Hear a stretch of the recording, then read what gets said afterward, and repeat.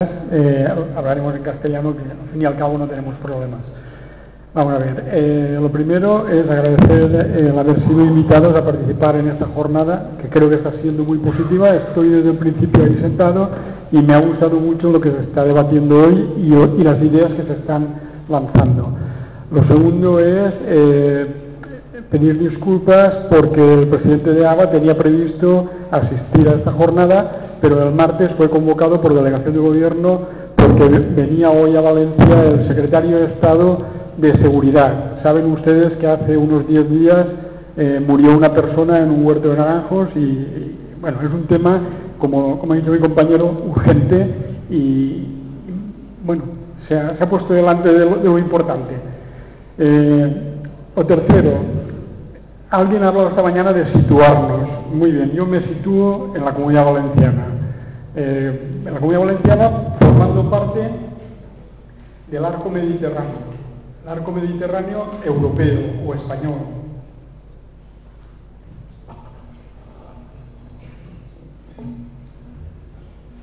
Y en el caso de la agricultura, me sitúo en el arco mediterráneo europeo o español porque hay similitudes de cultivo, similitudes de modelo agrario, similitudes de sistemas, hay muchas similitudes.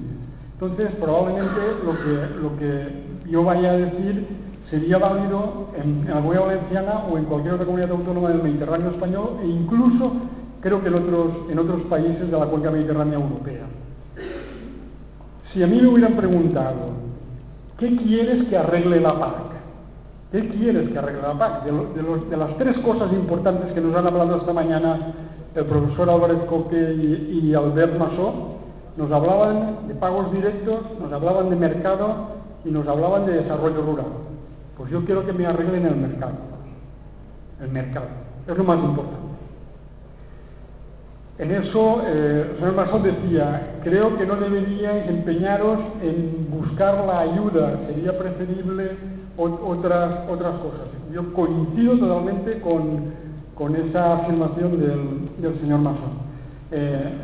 Mi organización agraria en los 2 últimos años, cada 2 meses ha estado yendo a Bruselas, llevando documentos y informándose y entrevistándose con funcionarios de la Comisión, con europarlamentarios, con toda la gente que hemos podido para ver de qué manera podíamos introducir alguna idea, algo que pudiera ser positivo para nuestra agricultura.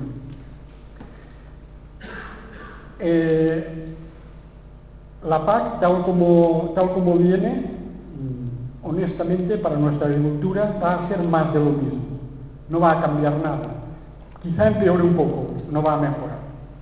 No va a mejorar porque,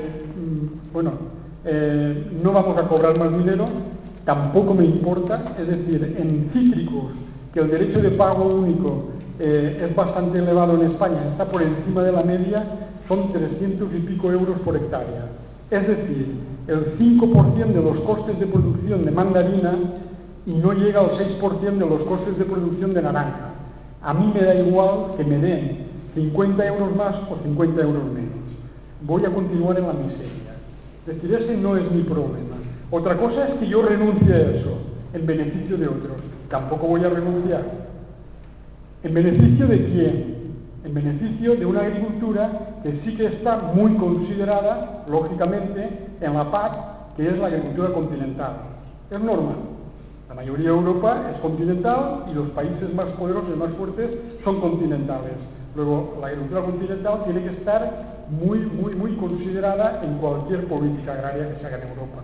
Y por otra parte, como ha dicho esta mañana también el profesor Álvarez Coque, por temas históricos, pues la agricultura mediterránea se ha quedado fuera de juego. Es decir, dependíamos ya entonces del mercado, pero el mercado nos iba bien. No dependíamos de las ayudas. ¿Y ahora qué pasa? Que seguimos dependiendo del mercado porque no tenemos tampoco ayudas ni vamos a tener, pero el mercado ya nos va mal.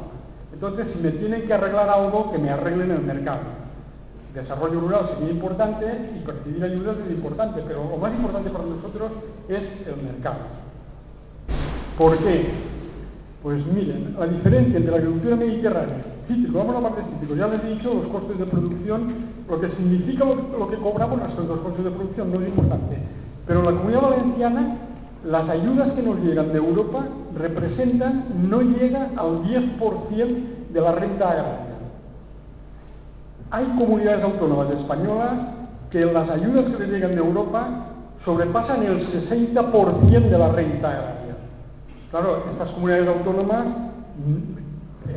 subsisten de las ayudas, dependen exclusivamente de las ayudas. Como les toquen las ayudas, las van a poner en peligro. En nuestro caso no es ese, pero claro, nosotros dependemos del mercado, pero el mercado no está arreglado. El mercado está mal. Vamos a explicar por qué está mal. Un hecho que no es opinable. En España hay más de 1.200.000 hectáreas de cultivo abandonadas y en la Comunidad Valenciana hay más de 150.000 hectáreas abandonadas. No es opinión, eso es realidad. Ministerio de Agricultura, encuestas de SIRCE, lo puede comprobar quien quiera. Si nuestra agricultura estuviera funcionando bien, para el sector primario no estaríamos en esos niveles de abandono, que por cierto han estado incrementándose año tras año, y el único año que han descendido un poco fue el año pasado, 2012, que en la Comunidad Valenciana creo que recuperamos unas 6.000 o 7.000 hectáreas de cultivo, como consecuencia de la crisis global que padecemos, que mucha gente, como no tiene otra cosa que hacer, pues ha vuelto al campo y ha vuelto a cultivar porque no tiene otra cosa que hacer. Se han recuperado unas 6.000 hectáreas o 7.000 la Comunidad Valenciana, pero 150.000 hectáreas abandonadas es para echarse a temblar. Es un fenómeno que no ocurre solo ni en Valencia ni en España, está ocurriendo en toda Europa, pero no en los niveles que está ocurriendo en España, ni mucho menos en la Comunidad Valenciana. España es líder en abandono en Europa y la Comunidad Valenciana es líder en abandono en España y en Europa. ¿Por qué está ocurriendo eso? Evidentemente el diagnóstico que se ha dado. Se han dado muchos diagnósticos. Mi compañero ya ha repetido algunos. En muchos casos, alguna parte de la culpa la tiene el propio sector. O bastante parte de la culpa. Muy bien, correcto, es verdad. Pero también es verdad que todas las instituciones europeas, Parlamento y Comisión, han diagnosticado que la cadena alimentaria habría que reequilibrarla, habría que mejorar su funcionamiento, habría que impedir las prácticas comerciales desleales, habría que impedir el abuso. En octubre pasado se celebró el Congreso Europeo del Copa Cogeca. La Copa Cogeca es la entidad que agrupa a todas las organizaciones agrarias europeas. Se celebró en Budapest y un representante del Comité Económico y Social Europeo, del CESE, dio un dato allí muy evidente. Y el dato, lo digo del CESE, supongo que será verdad, y además yo había oído cosas parecidas, pero me imagino que ese será cierto. 15 grandes empresas de la gran distribución europea controlan el 80% de la distribución alimentaria europea. Eso se llama oligopolio y eso se llama posición dominante. Lo que pasa es que en la Unión Europea ni el oligopolio ni la posición dominante son ilegales. Para que haya ilegalidad se tiene que demostrar el abuso. Y el abuso tendrá que estar en algún código o en alguna ley que diga que eso es ilegal, porque si no está, no es ilegal. Llegados ahí, ¿qué habría que hacer? Evidentemente hay que corregirlo y la única manera de corregirlo es legislativamente. Legislativamente, a varios niveles, Comunidad Valenciana, España, Unión Europea. Comunidad Valenciana, el compañero ha comentado ya algunos temas que están sobre la mesa, que no han sido aún aprobados y que sería interesante que en su momento pues, pudieran aprobarse y pudieran estar ahí. Claro, no se puede hacer una política de cadena alimentaria en la Comunidad Valenciana independientemente de España, porque cosas que aquí podrían estar prohibidas, en Murcia podrían estar permitidas o en Cataluña permitidas, con lo cual podría haber una ruptura del mercado español, del mercado español, incluso del mercado único. Muy bien. Entonces, segunda opción, legislación española. Sí, hay que hacerla. Hay que hacerla, insisto, Tendría que haber empezado al revés, tendría que haber empezado por la legislación europea. Eso hubiera sido lo lógico, que se hubiera legislado desde la Unión Europea, pero no se ha hecho así. Ya que no se ha hecho así, vamos a seguir el orden inverso, pero que se haga. ¿Por qué es importante que se haga en España? Es importante que se haga en España porque se ha hecho en Francia, se ha hecho en Gran Bretaña, se está haciendo en Portugal, se está haciendo en Irlanda, se está haciendo en Italia. Eso significa que todos estos países, si son capaces de sacar alguna ley de cadena, pueden obligar a la Unión Europea a que legisle, porque de lo contrario estaría en peligro el mercado único europeo. Es decir, ciertas normas serían permitidas en unos países y no en otros, con lo cual el mercado único se rompe. Y entonces es importante que la ley salga. ¿Qué pienso de la ley de la cadena alimentaria española? Pues miren, es insuficiente. No es lo que esperábamos las organizaciones agrarias. Esperábamos mucho más. Creemos que es una ley bastante light. Debería haber sido más fuerte, más sólida. De cualquier manera, entre no haber nada y entre que haya una ley que regule, prefiero que haya una ley que regule. Siempre estaremos a tiempo de decirle que es insuficiente y que hay que legislar más. Lo más flojo de la ley es la voluntariedad. No se puede confiar en la buena voluntad de los agentes. No va a ningún lado. Si uno se acoge a un código de buenas prácticas voluntario, eso significa que el que no se acoge no tiene ninguna obligación, no va a ser sancionado y podrá continuar haciendo lo mismo que ha hecho ahora.